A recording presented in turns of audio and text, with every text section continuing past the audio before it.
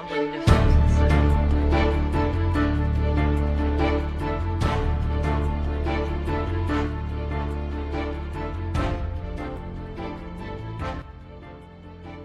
asalaamaaleykum mbokki internet yi ñu ngi leen di nuyu bu baax di leen jaare di leen bëggee di jaare ñëpp rek sunu mag yi sunu rakk yi sunu papa ak sunu yaay yi ñu ngi nuyu ñëpp rek waa réew mi yëpp. voilà tey nag dañaa ñëwaatoon ak yéen ci seen chaîne Révolution TV ngeen koy ànd ak Abdou Aziz Pouye l'écrivain de sa génération comme ni ñu ko doon defee saa su nekk. tey nag moom li nga xamante ne leen la ci actualité ñu andiwaat. ndax bi ngeen xoolee li wees ci suñu poème bi nga xamante ne bindoon nañ ko defoon ko dëkk bi cité woon nañ ci lu bari loo xamante ne dañ ko jëmale ci dëkk bi ba am na fu ñuy naanee élèves yi étudiants yi ak professeurs yi bëgg nañu dara ci dëkk bi. ba tax na tey ñu ñëwoon seeti suñu benn frère encadreur en philosophie ñu koy wax Serigne Saliou Sow étudiant en plus mu nekk koo xam ne aussi dinañu mën a andil ay quelques méthodologies yoo xam ne ñi nga xamante ne dañoo nekk en classe d'examen nekk en terminale ak réew mi fu mu toll ak perturbation yi yaakaar naa ne dinañu mën a andi ay notion yoo xamante ne dina mën a gaaw ay méthodes yoo xamante ne élèves yi buñ ci jaaree rek dinañ ci mën a gis seen bopp daal waaw ba tax na ñu ñëwoon ak moom ànd seeg moom ci loolu.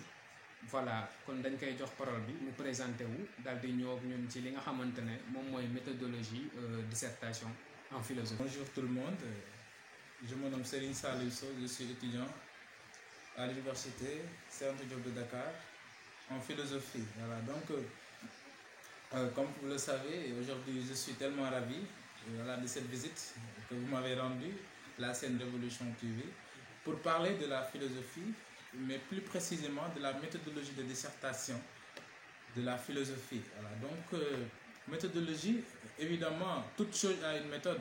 Voilà, donc c'est une partie que les profs ont pu donner pour permettre à l'élève qu'après avoir appris son cours, qu'après l'avoir maîtrisé, et comment l'élève peut maintenant soutirer ça sur la copie, en ne pas réciter toujours la partie du cours en réalité. Donc c'est de cela que nous allons parler aujourd'hui. D'abord l'introduction, voilà, évidemment dans toute chose, toute dissertation, il y a une introduction, comment entrer dans les choses, voilà. Donc il y a aussi le développement évidemment et la conclusion. Aujourd'hui nous parlons de l'introduction de la dissertation philosophique.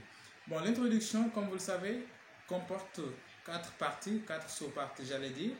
On a la première partie bien sûr qui est l'amorce, autrement dit entrée en matière. La deuxième, c'est la reformulation du sujet. Et la troisième, on a la problématique, l'aspect important, nous allons y revenir, mais aussi le plan, qui est la sous-partie ultime, évidemment, de l'introduction. Donc, pour l'amorce, pour l'entrée en matière, comme vous le savez, souvent, on aurait quand même souhaité plus, comme, voilà, d'ailleurs, beaucoup d'élèves le font en passant tout leur temps à définir l'axe majeur ou à définir en réalité le thème général, mais il y a une méthode beaucoup plus accessible, ça veut dire de généraliser, de faire une sorte de contextualisation. À la limite, une fois faite, ça permet à l'élève d'entrer en matière et de ne pas passer tout son temps à en définir. Si vous avez par exemple un sujet qui porte de la culture, ou bien un sujet qui porte sur l'art, ou bien sur la philosophie, sur la liberté, il y a une manière d'entrer en matière. Vous pouvez prendre le thème général, la culture, la religion, la philosophie, le doute, ou ce que vous voulez.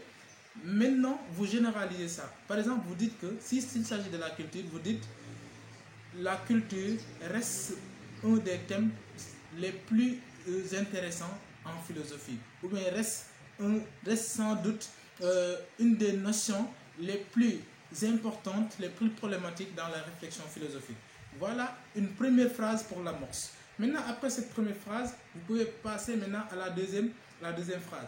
La deuxième phrase de l'amorce doit toujours porter sur un rapprochement avec la reformulation. Donc c'est la deuxième phrase maintenant qu'on va petit à petit vers la reformulation, autrement dit vers le sujet initial. Supposons qu'on a par exemple un sujet de la liberté qui parle par exemple, obéir aux lois, est-ce renoncer à sa liberté? C'est le sujet de l'année dernière, du 2019. Donc, dans ce genre de sujet, après avoir montré la première phrase qui est générale, la deuxième phrase, on peut approcher maintenant le sens du sujet.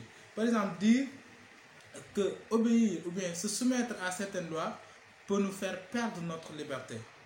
Tu mets point, maintenant tu vas passer à ta reformulation. Qu'est-ce que cela veut dire? Qu'après avoir mis deux phrases pour l'amorce, il vous reste maintenant à annoncer la reformulation. La reformulation, il y a deux sortes de reformulation. Il y a certains profs qui préfèrent que l'élève puisse mettre tout d'abord le sujet initial, après dire autrement et le reformuler, le sujet. Mais d'autres souhaitent, en tout cas le plus simple, de venir directement reformuler. Cependant, eh bien, c'est dans cette logique que s'inscrit le sujet, c'est la perspective dans laquelle que s'inscrit le sujet. Maintenant, si le sujet est une question, tu mets qui se demande, mais si le sujet est une affirmation, tu peux mettre qui affirme. Voilà, il faut veiller sur ces petites choses-là.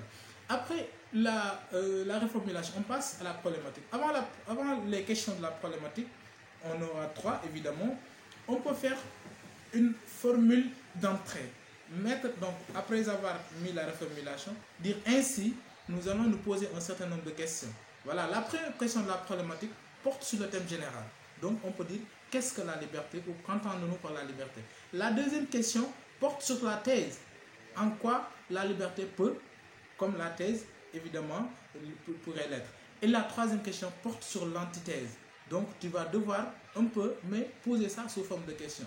Enfin, le plan aussi, on a une formule d'entrée pour le plan. On peut dire par exemple, pour une argumentation logique et cohérente, nous allons décliner notre sujet comme suit. 2 points, vous posez vos affirmations pour le plan. Ça veut dire que vous dites d'abord ou d'une part, nous allons montrer que l'obéissance à certaines lois peut être obstacle à la liberté. Et ensuite, nous allons montrer qu'il n'y a pas de liberté sans loi. Donc, vous voyez donc la cohérence de l'introduction aussi. Quand vous faites ça, je pense que les profs ne vont pas coller de motifs et ils vont vous donner véritablement la note que vous méritez. Donc, c'est ça l'introduction d'une manière générale. Nous allons y revenir pour les autres parties très prochainement. Merci. Comme vous le voyez, comme nous ñëwee ak Serigne Salim Sow mu ñëw ak ñun ci li nga xamante ne moom mooy méthodologie de la dissertation comme ni ngeen ko gisee kon lii dina baax dina doon benn source boo xamante ne suñu mbokk élèves yi dinañ ko mën a yóbbaale lors du bac incha allah kon loolu moom moo nekkoon tey émission bi ñu amoon ak yéen di si ñëw ak révolution li nga xam ne mooy révolution professeur élève ak étudiants yi. Voilà kon nag dinañ ñëwaat ak yéen ci yeneen i émission surtout ci lu concerné wàllum jàng bi pour jàppale ñu ñi nga xamante ne ñoom ñoo nekk en classe de terminale dina am ñuy laajte itam ay commentaires waaye incha allah dinañ ñëw ak moom aussi si méthodologie du commentaire de texte incha allah kon ñu def noonu beneen yoon di sàkku itam ngeen abonné ci chaîne bi bu baax a baax jërë ngeen jëf.